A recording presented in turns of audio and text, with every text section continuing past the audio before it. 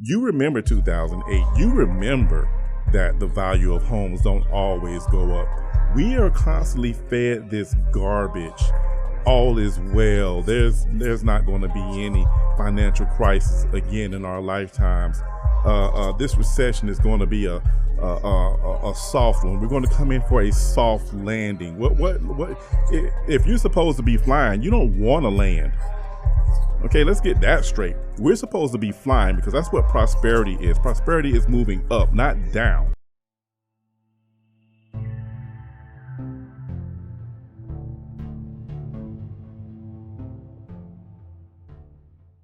Really quick, this Gallup poll this morning that shows that nearly half of U.S. adults are worried about the safety of their deposits. It's a higher number than in 2008, higher number than in the GFC. You think that is reasonable? Yes. Welcome to Family on Trial. I'm your host, Daryl Jones, and I want to share something with you that bothers me to no end. Conditions in that sector have broadly improved since early March, and the U.S. banking system is sound and resilient.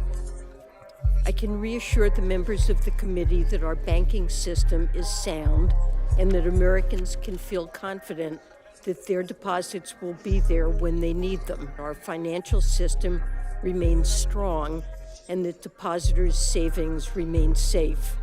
What the hell are you talking about? What's the truth of the matter? Why are we saying these things? Why must they continue to tell us that everything is okay? Everything's not okay.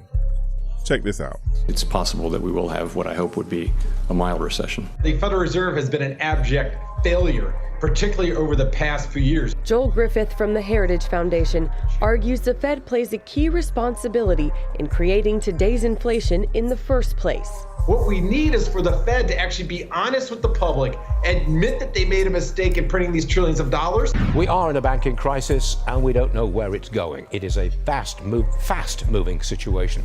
An hour ago, the president addressed the crisis and said this: our banking system is safe. Managers of the banks will be fired if they're taken over by the FDIC. He said he will do whatever it takes. Got that? Okay. Backtrack a moment. Who's to blame for this? In my opinion, it is the massive spending by the Biden team, massive printing of money by the Federal Reserve, which created inflation, which pushed the Fed to the most rapid rise in interest rates in decades. I would add that bad management by the banks didn't help. In some cases, their woke agenda may have been a distraction. Not a great plan. They want everything, ladies and gentlemen. They want you and your family to be poor, broke, destitute, hopeless, so you can depend on them. But why? I got one other thing on that topic. This is not even, I've said this since 2007, that policies that have been put in place are too stupid to be mistakes. They have to be planned. And I think this is the planned destruction.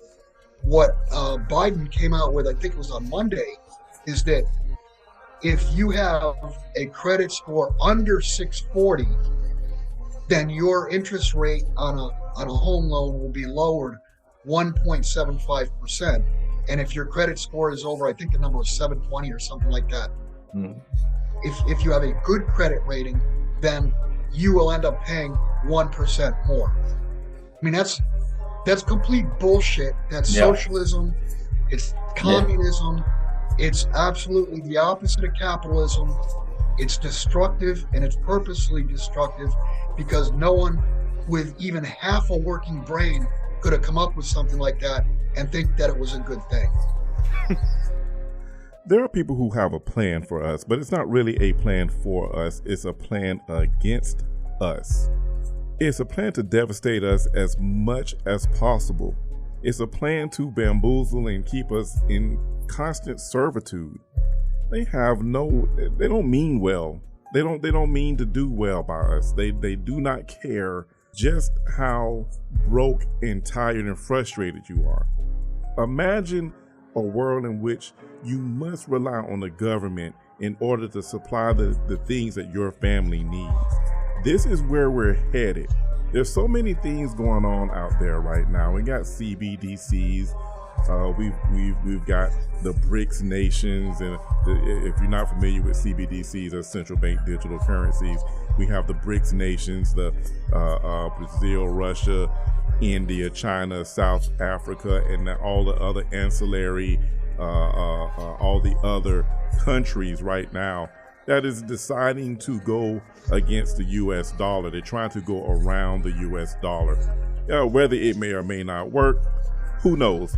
But where we are definitely going are economic hardships that is going to devastate you and your family if you don't prepare. Well, you know, we're supposed to have a capitalist system. The problem is we've corrupted it with socialism.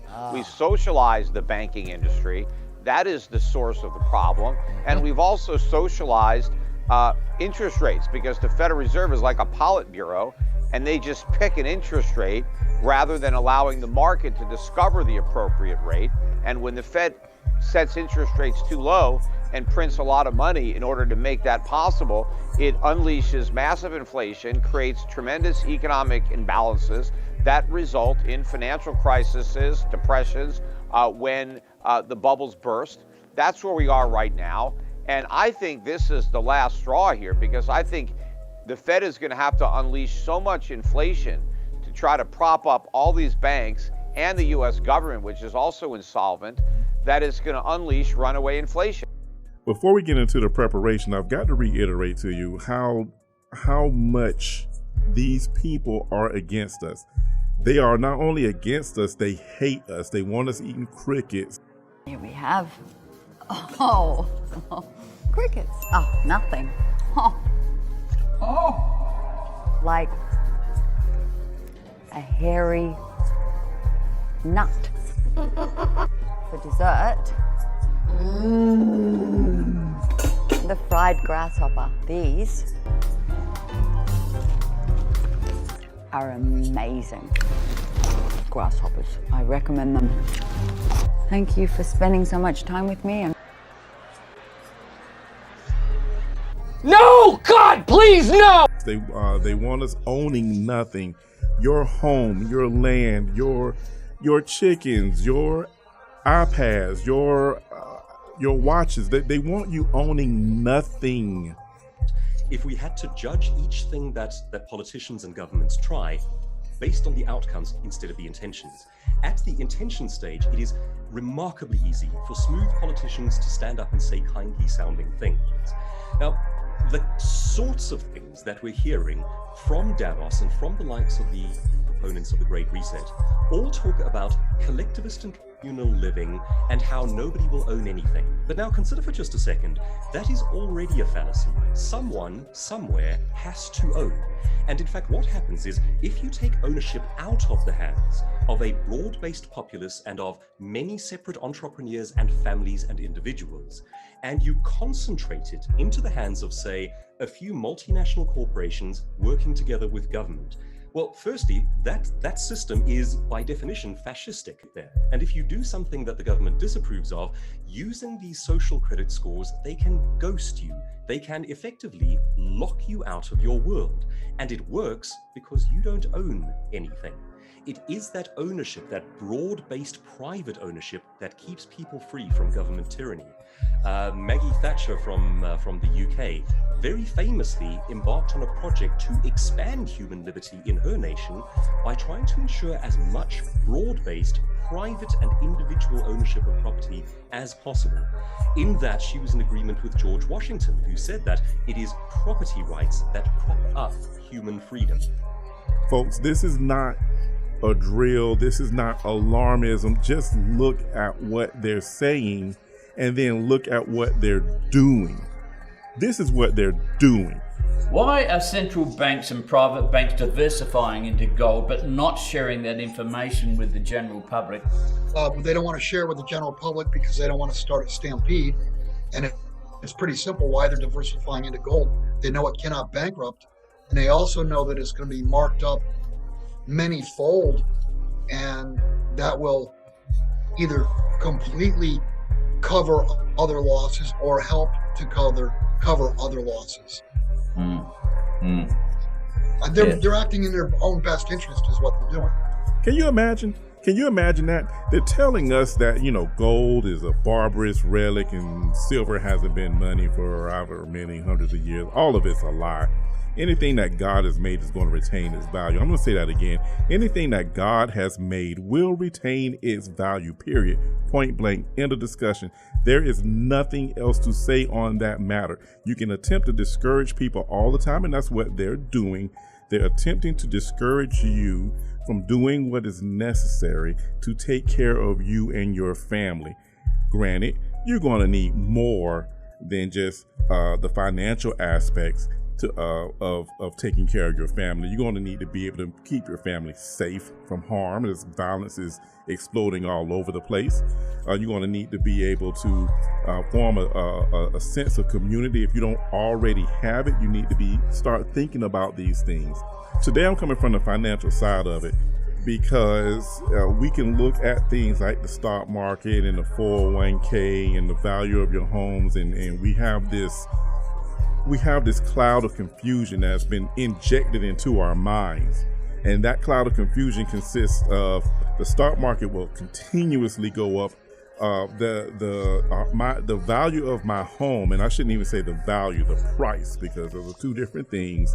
The price of a home and the value of the home are two different things. But we have locked in on the confusion of or we've locked into confusing price with value, but we believe that the value of our homes will always go up. If you're at least around my age, I'm in my late 40s at this point, you remember 2008. You remember that the value of homes don't always go up. We are constantly fed this garbage.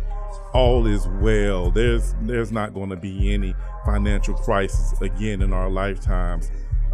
This recession is going to be a soft one. We're going to come in for a soft landing. What? If you're supposed to be flying, you don't want to land. Okay, let's get that straight. We're supposed to be flying because that's what prosperity is. Prosperity is moving up, not down. Soft landings, hard landings, it's a landing you don't want to land. We are supposed to be flying people. And they're telling us they're going to bring us down.